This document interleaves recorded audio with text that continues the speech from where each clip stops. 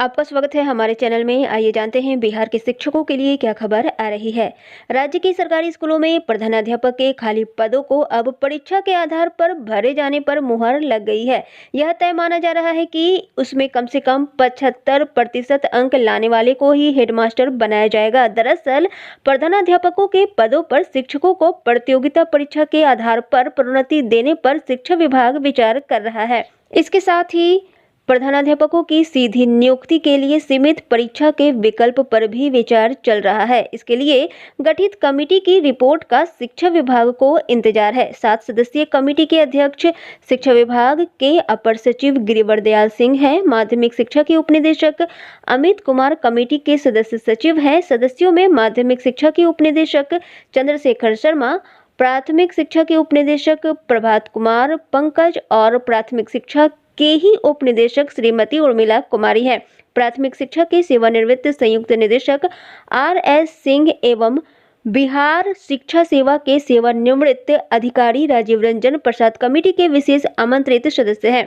Committee को प्रधानाध्यापक के पदों पर प्रोन्नति के लिए कालावधि और सीधी नियुक्ति के लिए योग्यता निर्धारण, प्रधानाध्यापक के पदों पर प्रोन्नति और सीधी नियुक्ति के लिए पैनल निर्धारण, प्रधानाध्यापक के पदों पर प्रोन्नति के लिए प्रतियोगिता परीक्षा और सीधी नियुक्ति के लिए सीमित परीक्षा के विकल्प पर प्रस्ताव और उत्क्रमित उच्च माध्यमिक विद्यालयों के लिए एक अथवा एक से अधिक प्रधानाध्यापक के पद सृजन और उनके दायित्वों के निर्धारण से संबंधित प्रस्ताव पर अनुशंसा देनी है। ऐसा माना जा रहा है कि कमेटी 20 दिनों में अपनी अनुशंसाओं के साथ अपनी रिपोर्ट सौंपेगी। अनुशंसाओं के साथ रिपोर्ट देने के लिए कमेटी को 1 माह का समय दिया गया था, जिसमें 10 दिन गुजर चुके हैं। कमेटी की अनुशंसाएं मिलने के बाद ही मध्य विद्यालयों से लेकर माध्यमिक उच्च माध्यमिक विद्यालयों में प्रधानाध्यापकों के रिक्त पदों पर पंचायती राज एवं नगर निकाय शिक्षकों की प्रोन्नति की प्रक्रिया भी शुरू हो जाएगी।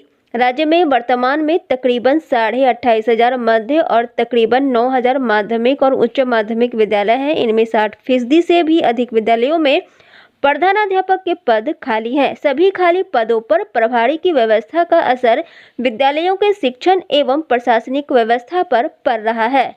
इसलिए स्कूलों के अब सभी प्रधानाध्यापकों के पदों को भरा जाएगा, जिसके लिए विभाग परीक्षा लेने पर विचार कर रहा है। इसकी अनुशंसा जल्द ही कमेटी शिक्षा विभाग को सौंपेगा। प्रधानाध्यापक के पद के लिए परीक्षा ली जाएगी, जिसका पाठ्यक्रम इस प्रकार का हो सकता है।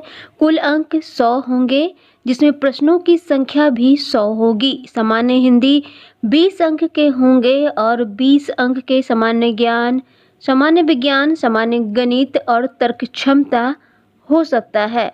इसके साथ ही 60 अंकों का शिक्षा मनोवैज्ञानिक से प्रश्न होगा, जबकि विद्यालय प्रबंधन से भी प्रश्न होंगे और इसके अंतर्गत बिहार शिक्षा संरचना, शिक्षा सिद्धांत और नीति से भी प्रश्न होंगे। संविधान और शिक्षा से भी प्रश्न होंगे और विश्व परिदृश्य में शिक्षा से भी प्रश्न हो सकते हैं। तो इस तरह से प्रधानाध्यापक के पदों के लिए परीक्षा ली जाएगी। कुल अंक 100 होंगे, जिसमें 75 नंबर लाना अनिवार्य है, 75% अंक लाना अनिवार्य है, तभी पदोन्नति दी जाएगी। प्रधानाध्यापक के पद पर प्रोन्नति मिलेगी। परीक्षा में 75% अंक लाने पर ही ये प्रोन्नति मिलेगी।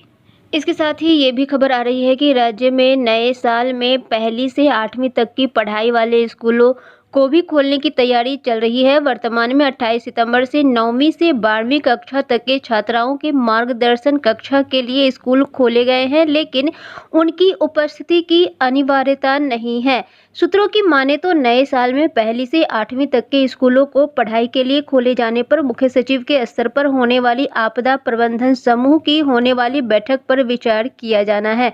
यह बैठक इसी माह होने वाली है। हालांकि बैठक की तिथि अभी तय नहीं हुई है। आपको बता दें कि कोरोना से बचाव को लेकर 22 मार्च को राष्ट्रीय स्तर पर जनता कर्फ्यू लगा था और उसके एक दिन बाद पूरे देश में लॉकडाउन हो गया, लेकिन राज्य सरकार द्वारा एहतियात के तौर पर 13 मार्च से ही सभी कोटि के स्कूल, कॉलेज सहित तमाम शिक्षण संस्थान बंद कर दिए गए थे। अनलॉक फेज 1 शुरू होने के बाद प्रारंभिक विद्यालयों में 8वीं तक के बच्चों के मिड डे मील के खाद्यान्न बंटने शुरू हुए। इसके लिए बच्चों के अभिभावकों को बुलाया गया। अब नए साल में नए सिरे से पहली से 8वीं तक के विद्यालयों को खोलने की तैयारी चल रही है।